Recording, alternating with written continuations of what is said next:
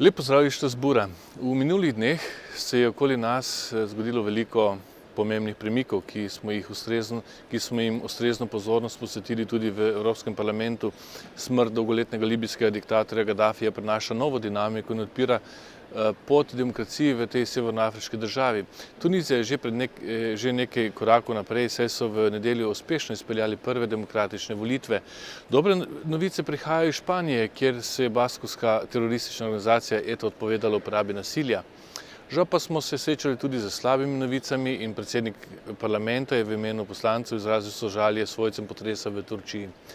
Seveda je potekal ta teden v znamenju izrednega evropskega vrha, namenjenega reševanju evra. Po odpovedi seje Ecofina smo že pomislili, da bo vrh minil brez dogovora.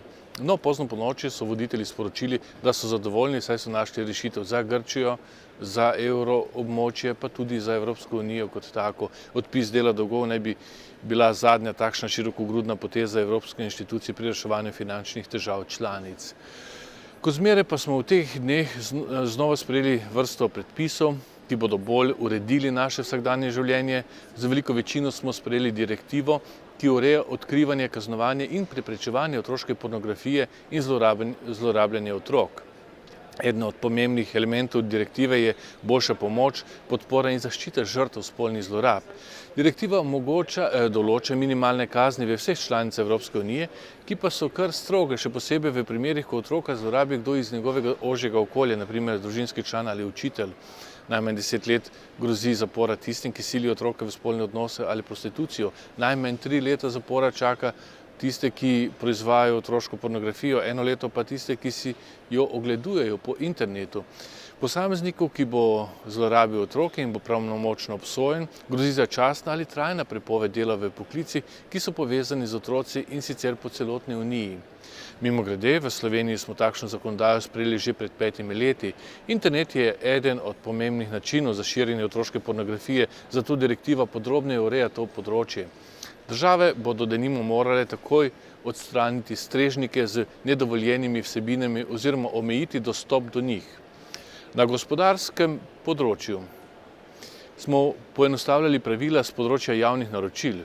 Tu se v Evropski uniji letno obrne 2000 milijard evrov oziroma okrog 19% bruto domačega proizvoda Unije. Za primerjavo, slovenski BDP lani je znašal le 35 milijard evrov. Znano je, da so majhna in srednje velika podjetja doslej težko sodelovala v postopkih javnih naročil zaradi zahtevnosti pravil. Sprememba predpisov na področju javnih naročil je eden od 12 ukrepov, ki jih je Evropska komisija predstavila aprila letos v aktu o enotnem trgu. Prost pretok blaga, storitev, kapitala in ljudi so 4 temeljne svobode, na katerih temelji Evropska unija. Osnovna ideja je, da lahko podjetje in potrošniki kupujemo in prodajamo izdelke brez carin in drugih tehničnih omejitev. Če je nek izdelek v sosednji državi članici cenejši kot doma, ga tam kupimo ter s tem posledično prisilimo domače trgovce in proizvajalce, da spremenijo svoje cene. Žal pa enotni trg še zmeraj ne deluje tako, kot bi moral in se sooča z vrsto omejitvami. Še posebej v kriznih časih države pogosto uvajajo razne zaščitne ukrepe. Prevladuje mnenje, da bi dobro delujoči notranji trg lahko bistveno olajšal in pospešil izhod iz krize. Če bi deloval tako, kot je treba, bi v naslednjih 10 letih prispeval kar k 4% rasti bruto domačega proizvoda. Zakaj je temu tako in kaj narediti, da se bo stanje popravilo, smo razpravljali s pristojnimi komisarji Michelom Barnierjem, Johnom Dallijem in Neelie Kroes. Ena od pomembnejših finančnih tem tega zasedanja je bilo sprejetje proračuna Evropske unije za leto 2012. Poslanci smo podprli predlog komisije za povišanje proračuna za plačila za 5,2% v primerjavi z letošnjim. To je nujno, če želimo, da bo Evropska unija lahko opravljala svoje naloge. Smo pa poslanci omejili rast sredstev, namenjenih za stroške delovanja parlamenta. Ker države članice v svetu zagovarjajo bolj restriktivno povečanje sredstev, zgodba še ni končana in nas čakajo še zahtevno pogajanje z svetom, preden bomo prišli do končne odločitve. S področja finančno-gospodarskih tem naj omenim še eno. S posebno resolucijo se je Evropski parlament zavzel, da se mafiji in drugim podobnim kriminalnim združbam prepreči dostop do javnih skladov in sredstev. Mafija že zdavnaj ni več omejena le na Italijo ali eno državo, deluje tudi v drugih državah, kjer njeni člani perejo denar skozi številna legalno ustanovljena podjetja. Danes bo tudi sprejeta končna odločitev o prejemniku nagrade Saharov za svobodo misli v letu 2011.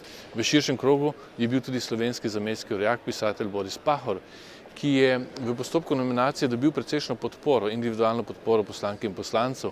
Ne glede na to, da nagrade ne bo dobil, smo lahko veseli dejstva, da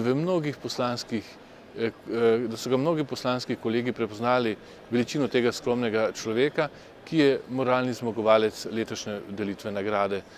Mnogi pa so ga seveda poznali tudi že prej.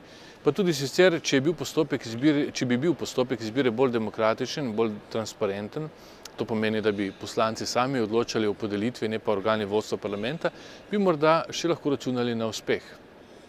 Kakorkoli že, zahvaljujem se vam za vašo pozornost in lep pozdrav iz Strasbourga.